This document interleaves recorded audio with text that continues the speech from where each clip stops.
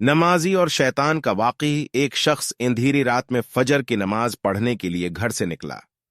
अंधेरे की वजह से इसी ठोकर लग गई और वो मुना की बल्क कीचड़ में गिर गया। कीचड़ से उठकर वो घर वापस आया और लिबास तब्दील करके दोबारा मस्जिद की तरफ चल दिया।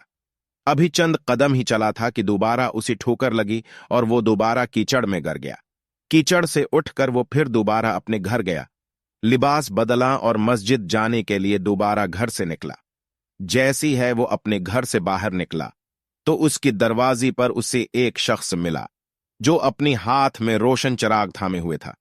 चिराग वाला शख्स चुपचाप नमाजी के आगे मस्जिद की तरफ चल दिया। इस मुर्तबा चिराग की रोशनी में नमाजी को मस्जिद पहुंचने में किसी दुश्वारी का सामना नहीं करना पड़ा। वो खैरियत से मस्जिद पहुंच गया।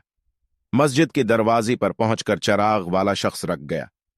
नमाजी उसे छोड़कर मस्जिद दाखिल हो गया और नमाज अदा करने लगा। नमाज से फारिग होकर वो मस्जिद के बाहर आया तो वो चिराग वाला शख्स इसका इंतजार कर रहा था ताकि उस नमाजी को चिराग की रोशनी में घर छोड़ आए। जब नमाजी घर पहुंच गया तो नमाजी ने अजनबी शख्स से पूछा, आप कौन हैं? अजनबी बोला, सच बताऊं तो मैं अबलीस हूं। नमाजी के तो हैरत की इंतहा न रहे। इस अजनबी की ये बात सुनकर नमाजी सोचने लगा, अबलीस शैतान कैसे मुझे मस्जिद तक छोड़ सकता है? उसका काम तो लोगों को भकाना है।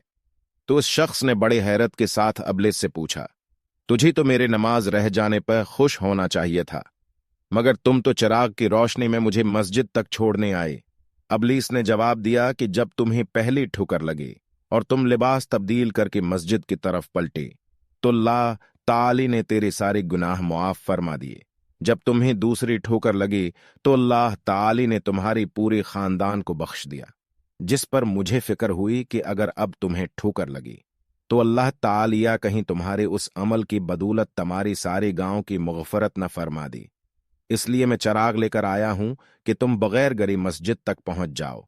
इस शख्स ने जैसी ही ये बात सुनी तो उसने अल्लाह ताली की बारगाह में अपना सर झुकाकर अल्लाह का शुक्र अदा किया। तो दोस्तों, ये है हमारी रब की शान। सुभान अल्लाह। अगर आपको हमारी वीडियो अच्छी लगी हो तो हमारी चैनल को सब्सक्राइब कर दें। शुक्रिया।